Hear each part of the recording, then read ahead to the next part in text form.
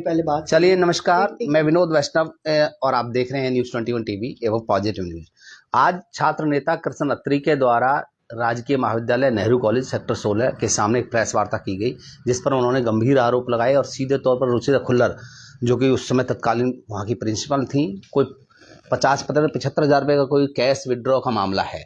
Madam, सबसे पहले तो आप उस पर आप बताएं। जी, वो जो कैश आया था दैट वाज स्पॉन्सर, बता दीजिए उसका। हमने उल्लास करके एक फेस्टिवल किया था जो कि नेशनल लेवल पे था, नेशनल लेवल फेस्टिवल था ये, और हमें कुछ ग्रांट 30 हजार गवर्नमेंट से मिली थी और बाकी सारा हमारा स्पॉन्सरशिप था। अब ये जो बेचारे जो ये गवर्नमेंट कॉलेज में बच्चे आते हैं और प्राइवेट कॉलेज वाले फेस्ट करते हैं, सेलिब्रिटीज बुलाते हैं, लेकिन इनको वो एक्सपोजर नहीं मिल पाता। तो मैंने 2-4 कंपनी से बात की थी, दे एग्रीड कि हम लोग स्पॉन्सर आपको कर देंगे और आप सेलिब्रिटी बुलाइए, इनको ये जो बच्चे फीस नहीं दे पाते इनको भी वो एलिवेट करो, वो स्टेटस दो जो एक प्राइवेट कॉलेज में, उस स्टेटस का आप फेस्ट करो, हम आपको फाइनेंस करेंगे।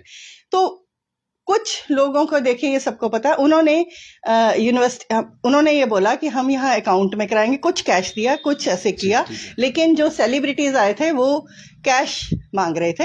इस वजह से वो विड्रॉ, वो गवर्नमेंट का पैसा नहीं था, स्पॉन्सरशिप का पैसा था, और इसी वजह से उन्होंने ये स्पॉन्सरशिप हमें उसमें बैंक में दी, जो यूनिवर्सिटी अकाउंट में डाली गई। और वो जो सेलिब्रिटी हमने बुलाई थी, विक्टोरिया ग्रुप ने स्पॉन्सर किया था। हाँ जी, विक्टोरिया ग्रुप ने ही वो पैसे उसमें वो किए थे, मगर जैसे कि इन लोग की रिक्वायरमेंट्स होती है तो वो हमने उस सेलिब्रिटी को कैश दिया था। जैसे आपने वो और कैश वो स्पॉन्सरशिप थी। जैसे वो कैश आपने जो दिया तो कोई वाउचर वगैरह कोई साइन तो कराया? हाँ जी, सब कुछ वहाँ पे वो है। ये लोग क्यों आरोप लगा रहे हैं आप पर सीधे? वो तो दे नहीं रहे। सबसे पहली बात, ये जिस आरटीआई की बात कर रहे हैं, पहली हरियाणा में आरटीआई देखी होगी जिसमें कोई डीडी नहीं लगा हुआ 50 रुपए का। अच्छा। कॉलेज में जाके पर्ची कटाई गई, ये आरटीआई ही फेक है।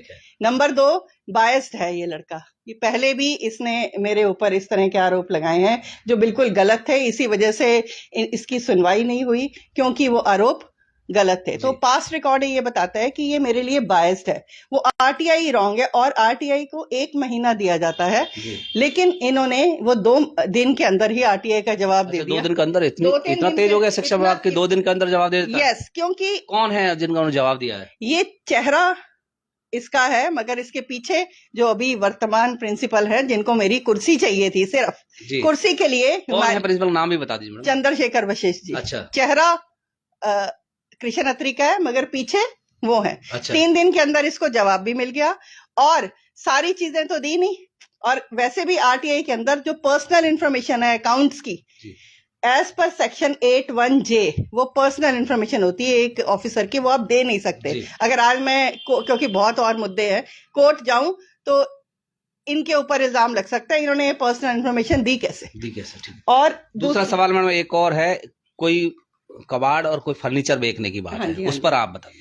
पहले मुख्य बिंदु पर बात करेंगे, उसके बाद आपसे चर्चा करेंगे। कबाड़ का ये है कि as per chapter 16 condemnation and disposal of stores, Haryana manual point number 16.3A, where a book value of store item is less than ₹10,000, तो principal can dispose of the things. मैंने इसका मतलब ये कि अगर 10,000 रुपए से कम की वैल्यू उसकी आती है तो प्रिंसिपल उसको बेच सकता है, डिस्पोज कर सकता है। हाँ जी, ये कह रहे हैं। यस, ये मैं लॉ आपको साथ बता रही हूँ, बुक लॉ है। ठीक है। अब उसमें से जो कबाड़ 50 साल पुराना, आप खुद सोच सकते हैं, कागज है तो वो कागज दिख रहा है, ये डिग्री है क्या है, वो तो कागज वैसे ही।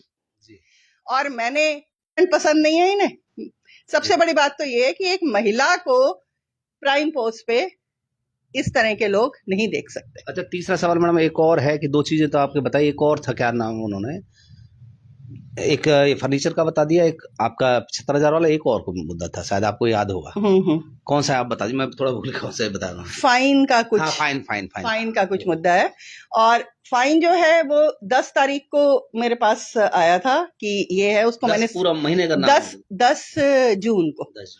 जून को पूरा फाइन 3 लाख कुछ रुपए इकट्ठे हुए, उसकी पूरी ऑडिट वगैरह कराई गई, उसको मैंने साइन कर दिया, सारी रिसिप्ट। ऑडिट किनसे कराई आपने? यही जो यूनिवर्सिटी क्लर्क्स हैं। अच्छा ठीक है। हाँ, जो यूनिवर्सिटी क्लर्क और उस टाइम थे एक दो जो अकाउंट्स वगैरह जी। देखते थे ऑफ एडमिनिस्ट्रेटिव ब्लॉक। ठीक है। ठीक है, उनसे पूरा वो ऑडिट कराया। ऑडिट हो गया कि इतने वो हैं। तो पेटीएम कराएगा वो कहाँ पर है, वो है कहाँ? पेटीएम यूनिवर्सिटी अकाउंट में गया अच्छा, डायरेक्ट। यूनिवर्सिटी हाँ अकाउंट जी, हाँ ठीक जी, है। जो हमारा यूनिवर्सिटी अकाउंट है। और कैश में बता रही हूँ ना, उसका ऑडिट करना पड़ता है। 10 तारीख को ऑडिट किया, उसके बाद मैं अमेरिका चली गई। उन्होंने बोला 1 लाख से ऊपर अमाउंट है, प्रिंसिपल को साइन करने पड़ेंगे। ठीक है। मैं फिजिकली, हाँ ठीक है। कि भाई ये सील कर दिया, हम इसको बैंक में जमा करा देंगे जब मैडम वापस आ जाएंगी। ठीक है। क्योंकि मेरे फिजिकल सिग्नेचर चाहिए थे जमा कराने के लिए। ठीक है। जब मैं वापस आई हूँ, इन द मीनवाइल मेरी फटाफट ट्रांसफर ही होगी। तो ट्रांसफर हो गया तो वो पैसा आज भी सेफ है वहाँ रखा हुआ? उसे निकालना है तो वो ये कहेगा जी आटा गूंथते हुए हिल क्यों रहे हो। तो अब वो उसने तो वो तो बायस है, उसको तो कुर्सी प्यारी है, उसको तो नेहरू कॉलेज की कुर्सी चाहिए बस। कहना चाहेंगे, देखिए ऐसी चीजों से अगर शिक्षाविद ऐसी चीजों में रहें तो आम जन पर और छात्रों पर क्या प्रभाव पड़ेगा, इनके लिए कुछ कहना चाहेंगे आप छात्रों को? बिल्कुल, ये छात्र ये पढ़ने नहीं आते हैं। जो इस तरह के छात्र हैं, कृष्ण अत्री टाइप जो छात्र हैं, ये पढ़ने नहीं आते हैं। ये यहाँ पे सिर्फ पॉलिटिक्स करने आते हैं। और ये 12 साल से इसी कॉलेज में पढ़ रहा है, बार एमए कर रहा है। इसका तो क्लियर एम है नेतागिरी। और सिर्फ इसलिए कि बीजेपी सरकार अब दोबारा आ गई है या जो भी है, ये कांग्रेस को वो करता है। इसने पहले भी यही बोला था, मेरे पे इल्जाम लगाया था कि बीजेपी की प्रिंसिपल है, मैं इसे बताऊंगा। तो अगर आप, और जो आप वर्तमान प्रिंसिपल बीजेपी के हैं क्या? मुझे नहीं, मैं तो सरकार की हूँ। जो जिसकी सरकार उसके हम सरकारी कर्मचारी हैं। लेकिन इसने ये इल्जाम लगाया था क्योंकि ये कांग्रेस का था। उन्होंने कुछ ना वो एप्लीकेशन दिखाई कि उन्होंने साफ कहा है, जैसे लाइब्रेरी ने कोई और कोई कर्मचारी, उन्होंने कहा जी हमारे नॉलेज में ये चीजें नहीं है। हाँ जी, ये इन्होंने जितने भी कर्मचारी हैं, 22 कर्मचारी। कौन से 22 कर्मचारी? परमानेंट है? नहीं, टेम्परेरी। ये उनके साइन सिग्नेचर हैं सारे कर्मचारियों के जी। और क्या क्या नाम है इनके, जरा कैमरे से आप देख लीजिए, फिर नाम भी बता दें।